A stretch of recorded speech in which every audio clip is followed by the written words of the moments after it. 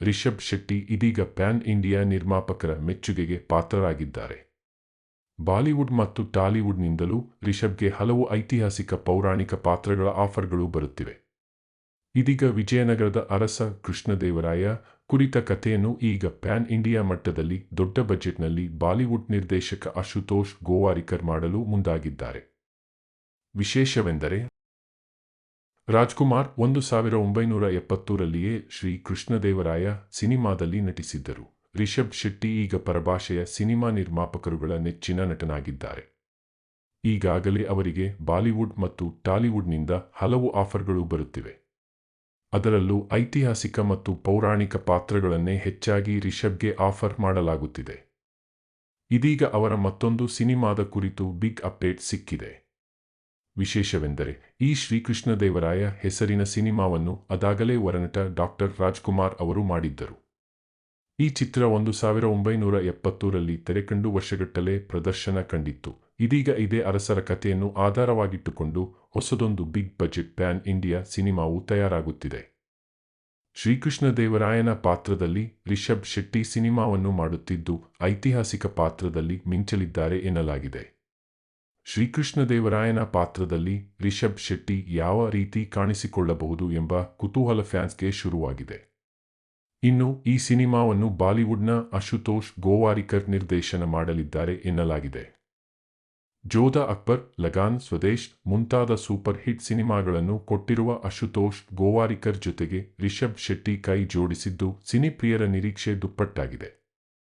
ಇನ್ನು ಕಳೆದ ವರ್ಷ ಜನವರಿಯಲ್ಲಿ ಅಶುತೋಷ್ ಗೋವಾರಿಕರ್ ಅವರನ್ನು ಮುಂಬೈನಲ್ಲಿ ರಿಷಬ್ ಶೆಟ್ಟಿ ಭೇಟಿ ಮಾಡಿದ್ದರು. ಶ್ರೀ ಕೃಷ್ಣದೇವರಾಯ ಸಿನಿಮಾ ಯಾವಾಗ ಬರಲಿದೆ, ಎಷ್ಟು ಭಾಷೆಗಳಲ್ಲಿ ಮೂಡಿಬರಲಿದೆ ಎಂಬುದರ ಕುರಿತು ಇನ್ನಷ್ಟೇ ಮಾಹಿತಿ ಹೊರಬರಬೇಕಿದೆ.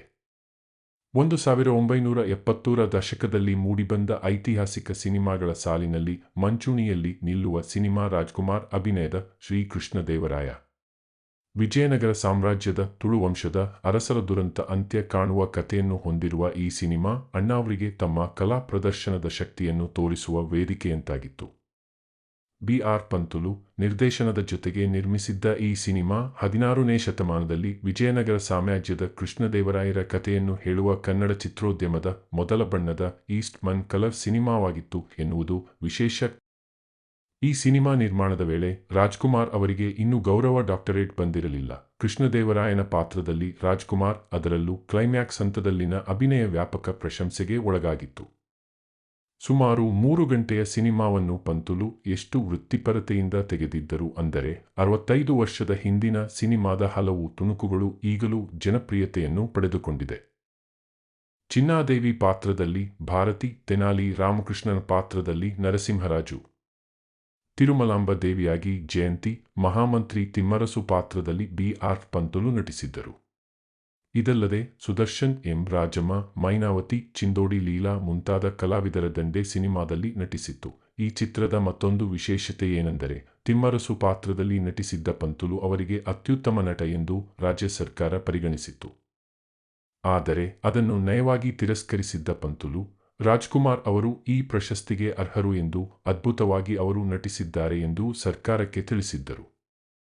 ಈ ವಿದ್ಯಮಾನದ ಬೆನ್ನಲ್ಲೇ ಅತ್ಯುತ್ತಮ ನಟ, ನಟಿ ಮತ್ತು ಅತ್ಯುತ್ತಮ ಪೋಷಕ ನಟ, ನಟಿ ಪ್ರಶಸ್ತಿಯನ್ನು ನೀಡಲು ರಾಜ್ಯ ಸರ್ಕಾರ ಆರಂಭಿಸಿತು.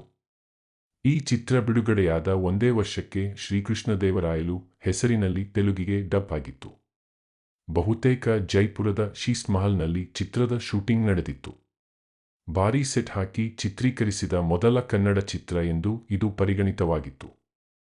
ಚಿತ್ರದ ಚಿತ್ರೀಕರಣ ಆರಂಭಕ್ಕೂ ಮುನ್ನವೇ ಕಣಗಾಲ್ ಪ್ರಭಾಕರ್ ಶಾಸ್ತ್ರಿ ಅವರು ಪಂತುಲು ಮೇಲೆ ಸಿಟ್ಟಾಗಿದ್ದರು.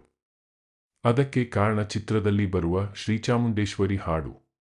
ವಿಜಯನಗರದ ಅರಸರಿಗೂ ಚಾಮುಂಡೇಶ್ವರಿಗೂ ಏನು ಸಂಬಂಧ, ಚಾಮುಂಡೇಶ್ವರಿ ಮೈಸೂರು ರಾಜಮನೆತನದ ದೇವರು ಎನ್ನುವ ಕಾರಣಕ್ಕೆ ಕಣಗಾಲ್ ಪ್ರಭಾಕರ್ ಅವರಿಗೆ ಈ ಹಾಡು ಬೇಸರ ತಂದಿತ್ತು. ಚಿತ್ರದಲ್ಲಿ ನಾಯಕ ಸಾವನ್ನಪ್ಪುವ ದೃಶ್ಯವನ್ನು ಬದಲಾಯಿಸಲು ಚಿತ್ರತಂಡ ನಿರ್ಧರಿಸಿತ್ತು. ಆಗ ರಾಜ್ಕುಮಾರ್, ಇದು ನನ್ನ ಸಿನಿಮಾವಲ್ಲ, ಕೃಷ್ಣದೇವರಾಯನ ಕತೆ ಹೇಳುವ ಸಿನಿಮಾ. ಇತಿಹಾಸದಲ್ಲಿ ಏನಿದೆಯೋ ಅದೇ ಇರಲಿ, ಬದಲಾಯಿಸಲು ಹೋಗಬೇಡಿ.